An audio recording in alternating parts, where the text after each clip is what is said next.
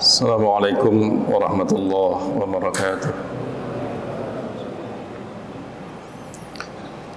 Alhamdulillah, alhamdulillahilladzi hadana li hadza wa ma kunna linahtadiya laula an hadanallah.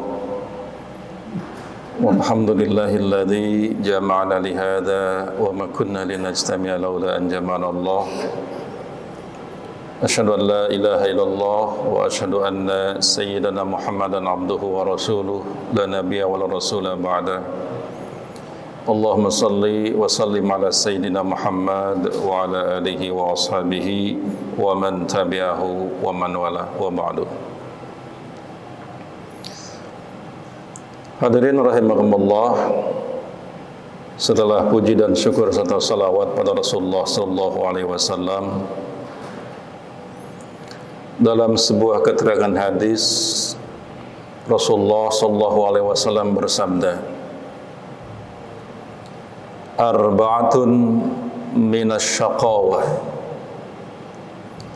Ada 4 kelompok orang yang merupakan orang-orang yang syaqi, orang-orang yang susah, orang-orang yang celaka, orang-orang yang belangsak, gitu ya bahasa kitanya.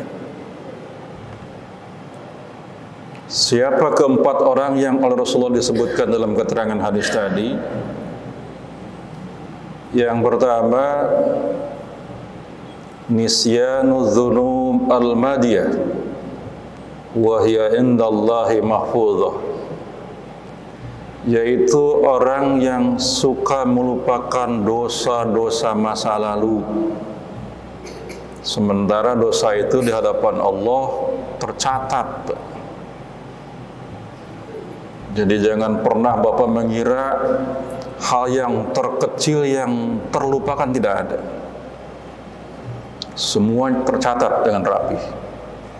Sekecil apapun perbuatan, sekecil apapun kelakuan yang bersifat dosa, itu nanti Bapak akan membuktikan ayat ini. Wa may ya'mal mithqala dzarratin khairan yarah wa may ya'mal mithqala dzarratin syarran yarah. Barang siapa yang beramal kebaikan sebesar, kalau terjemahan kita zarrah itu diartikan biji sawi. Artinya pekerjaan baik yang sekecil apapun pasti dia akan mendapatkan balasannya. Dan sebaliknya, pekerjaan kecil seberapapun dari yang bersifat buruk dan kejahatan, ia akan mendapatkan balasannya. Jadi catatan kitab Allah itu otentik, Pak. Nggak ada satu pun dari seluruh yang terlewatkan dan terlupakan. Bahkan mahaka fi sodrika, hati kita nih Pak, tiba-tiba ada pikiran gak enak sama orang, ini dosa atau enggak? Tiba-tiba ada pikiran benci sama orang, ini dosa. Al-itsmu mahaka fi sadrika. Dosa itu apa yang terlintas di hatimu dari keburukan, itu sudah termasuk kriteria dosa. Kan kalau menurut manusia siapa yang tahu itu? Yang tahu cuma kita. Tiba-tiba kita membenci seseorang dalam hati ini. Ini sudah termasuk perbuatan yang diketahui oleh Allah Subhanahu wa taala dan tercatat. Jadi hati-hati dengan dosa kita ya. Maka di bulan Ramadan ini kan disebut bulan magfirah, bulan ampunan. Ada dosa yang kita nggak merasanya dan terlupakan oleh kita. Sementara Allah tidak pernah melupakan dosa itu. Jangankan dosa, musyrik, syirik saja, terkadang ada yang kita nggak tahu bahwa perbuatan itu ternyata sudah termasuk ke dalam kriteria syirik. Rasulullah itu setiap pagi sore itu berdoa, Allahumma inni a'udzubika min an usyrika bika syai'an a'lamu wa astaghfiruka lima la a'lamu. Ya Allah, aku minta ampun kepadamu daripada perbuatan syirik yang aku ketahui atau yang tidak aku ketahui, tetap syirik, Pak, meskipun kita tidak merasanya. Dan Rasulullah mengajarkan kepada kita untuk berlindung dari perbuatan itu. Ini yang pertama. Yang kedua, zikrul hasanat al-madiyah. Jadi perilaku orang-orang yang suka mengungkit-ungkit kebaikannya masa lalu, sementara ia tidak tahu yang dilakukannya aqbilat amrudat, apakah yang dilakukannya diterima oleh Allah atau diterima, ditolak misalnya. Kita nggak tahu habis sholat ini, Pak, sholat zuhur yang kita lakukan, wallahu alam, nggak ada satupun yang menggaransi, oh sholat zuhur kamu sudah Allah terima, wallahu alam. Aqbilat amrudat, diterimakah sholat kita atau ditolak. Tetapi manusia itu ada punya karakter suka mengungkit-ungkit kebaikannya masa lalu itu, Pak. Ini kalau bukan karena saya, gitu kan, masjid ini kalau bukan karena saya, satu kalau bukan karena saya, ini kebaikan-kebaikan yang diungkit. Padahal kebaikan tersebut belum tentu diterima oleh Allah, Pak. Sementara kita sudah mengungkit-ungkitnya, Pak. Jadi kalau ada satu kebaikan diungkit, sudah berkurang nilainya, Pak. 2 kali diungkit, semakin berkurang lagi. Bahkan ujung-ujungnya perbuatan-perbuatan baik tadi disebut dengan perbuatan yang nihil daripada pahala, karena sudah habis dengan diomong-omongkannya. Ini kalau berbuat kebaikan seperti kita buang kotoran, Pak, sudah lupakan saja. Jangan pernah mengungkit-ungkitnya. Toh kalaulah kita bisa melaksanakan pun bukan karena kita mampu, Pak. Bukan karena kita hebat. Bukan karena bisa. Kita bisa sholat zuhur saat ini berjamaah, jangan berpikir karena saya hebat, bukan.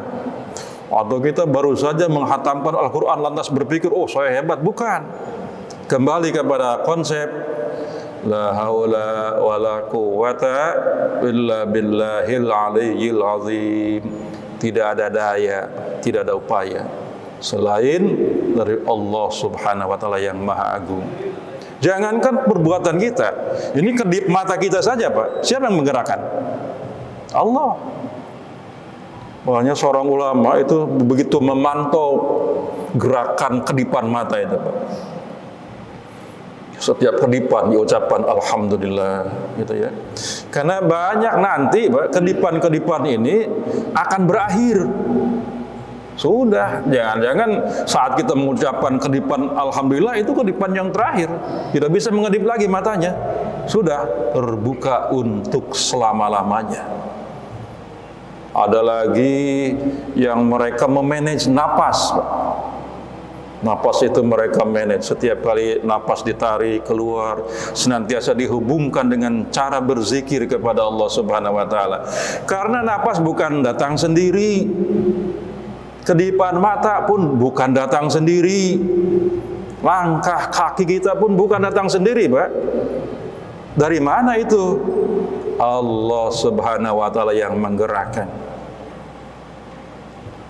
Bisanya kita salat berjamaah karena diberikan taufik oleh Allah, diberikan kemampuan. Coba bayangkan, Pak, saat ini mungkin ribuan orang yang tidak ada di sini, mungkin juga jutaan. Seandainya mereka tahu apa yang Allah berikan kepada bapak-bapak dari keutamaan dan taufik ini, mereka meskipun dengan cara berjalan merangkak pasti akan dikejar itu. Sayang ini tidak diketahui oleh sebagian besar manusia. Nah, itu yang kedua ya. Jangan pernah kita mengungkit-ungkit kebaikan. Karena kalau kita ungkit dan sudah jadi kebiasaan kita, berarti perilaku syakawa itu ada pada diri kita. Perilaku orang-orang celaka, orang-orang merugi, orang-orang yang tidak mendapat kebaikan. Yang kedua adalah suka mengungkit-ungkit kebaikannya. Yang ketiga, an-nazar ila man faqahu fid dunya. Ini dalam hadis ini segini, dalam hadis lain panjang gitu ya. An-nazar ila man faqahu fid dunya. Yang ketiga adalah orang yang suka membanding-bandingkan dirinya dengan orang lain, yang orang lain itu lebih dari dirinya. Dalam urusan apa, Pak? Dalam urusan dunia, ya. Dihitungnya kuantitas, dihitungnya banyaknya. Ya ungkit-ungkit, oh si anu punya anu, si anu punya anu, itu ya. Ia membanding-bandingkan dirinya, sehingga yang Allah berikan kepadanya itu nyaris nggak pernah disyukuri, Pak. Karena merasa kecewa terus. Padahal Allah memberikan konsep yang jitu sekali, solusi yang tepat. Dalam sebuah ayat yang disebutkan, la in syakartum la azidannakum. Kalau engkau betul-betul mensyukurinya, pasti Allah akan berikan tambahan. Ini penglihatannya ke atas terus itu ya. Kalau Allah hari ini kita diberikan sepeda motor, jangan melihat yang atas, Pak. Lihat mereka yang oleh Allah baru hanya punya sepeda. Punya motor bagi mereka adalah sebuah impian. Antrian orang-orang di belakang kita. Lihat yang bawah, maka akan lahir kata apa? Alhamdulillah. Bapak kalau diberikan anugerah oleh Allah jangan juga merasa hebat, bukan ya. Itu hak prerogatif Allah. Kalau ukurannya ketakwaan, ada orang lebih takwa daripada kita. Kalau ukurannya kesolehan, ada orang lebih soleh daripada kita. Tetapi Allah berkehendak mayyasha yu'ti mayyasha. Allah siapa aja yang Allah kehendaki. Jadi jangan punya pemikiran, oh karena saya hebat, karena saya soleh, karena ini dan itu, bukan. Kalau ukurannya itu, banyak orang-orang yang lebih daripada kita yang belum mendapatkan anugerah ini. Maka kalau perilaku ini kita jauhi, akan lahir senantiasa kalimat alhamdulillah atas apa yang Allah berikan kepada kita. Itu yang ketiga. Yang keempat kebalikannya, an-nadhar ila man dunahu fid din. Ia dalam beragama itu membanding-bandingkan dirinya dengan orang yang lebih rendah, lebih kurang dari dirinya dalam urusan agama, ya. Jadi melihatnya kalau agama itu sebaliknya, lihat orang yang hebat daripada kita, Pak. Baru saja kita sudah alhamdulillah ya berdisiplin dengan sholat fardu berjamaah. Jangan lantas melihat orang di bawah kita. Lihat orang yang sudah lebih, akan melahirkan perasaan yang kita lakukan itu belum ada apa-apanya ternyata. Orang lain sudah ini dan itu. Semalam saya sebutkan, Pak, beberapa contoh perilaku waliullah, orang-orang yang dekat dengan Allah, yang ibadahnya subhanallah, ya. Ada yang disebut dengan Al-Faqih Al-Muqaddam As-Sani, Habib Muhammad Ali Al-Ba'lawi, ya, cucu pendiri Thariqah Al-Alawiyah. Apa yang beliau lakukan? Ini saya juga nggak tahu bagaimana caranya, Pak. Sehari itu kalimat yang keluar la ilaha illallah itu menurut satu keterangan itu mi'ata alfi marah, 100.000 kali. Ini la ilaha illallah keluar nih dari lisan, la ilaha illallah. Kalau dihitung itu sampai 100.000 kali. Kapan? Setiap hari, Pak. Kalau kita kan membaca kalimat itu kalau dapat panggilan tahlilan saja gitu ya. Beliau membaca kalimat ini 100.000 kali. Di samping pekerjaan yang lain. Qur'annya apa? Saya sebutkan semalam, 4 kali sehari semalam diselesaikannya, Pak. Apakah itu saja? Tidak. Beliau bersilaturahim, beliau melaksanakan seluruh aktivitas kebaikan, menyebarkan ilmu dan segalanya. Di antara sekian kebaikan yang dilakukannya adalah mengucapkan kalimat itu sehari semalam 100.000 kali. Ini subhanallah, itu ibadah mereka, gitu ya. Artinya itu yang kita lihat itu dalam hal peribadatan, Pak. Jangan melihat orang di bawah kita. Akan melahirkan sikap Seperti apa yang disebutkan oleh Ibnu Abbas, Allahumma taqabbal minna salatana. Ya Allah, terima salatku dengan seluruh kekurangannya ini, gitu ya. Itu kualitasnya Ibnu Abbas, Pak. Yang kehusuannya sudah nggak diragukan lagi. Yang tingkat kedisiplinannya kepada ibadah sudah nggak diragukan lagi. Tetapi apa yang dia ucapkan setelah selesai melaksanakan salat? Ya Allah, terima salat saya ini dengan seluruh perasaan rendah hati. Nah, itu yang disebutkan dalam hadis Rasulullah Shallallahu Alaihi Wasallam. Kalau ada 4 perilaku dalam diri setiap kita, maka harus cepat-cepat kita hilangkan. Karena ini adalah perilakunya orang-orang syaqi, orang-orang yang celaka. Arba'atun minasyaqawah, 4 ciri orang-orang yang celaka, baik di dunia ataupun di akhirat. Yang pertama, suka melupakan dosa masa lalu. Yang kedua, suka mengungkit-ungkit kebaikannya di masa lalu. Yang ketiga, suka membanding-bandingkan dirinya dengan orang yang lebih dari dirinya dalam urusan dunia. Dan yang terakhir, suka membanding-bandingkan dirinya dengan orang lain yang lebih rendah, lebih kurang dari dirinya dalam urusan agama. Berarti solusinya kebalikannya, Pak. Kalau perilaku yang pertama, berarti kita jangan melupakan, mengingat. Rasulullah itu istighfarnya sehari semalam 100 kali. Dengan notabene tidak ada dosa.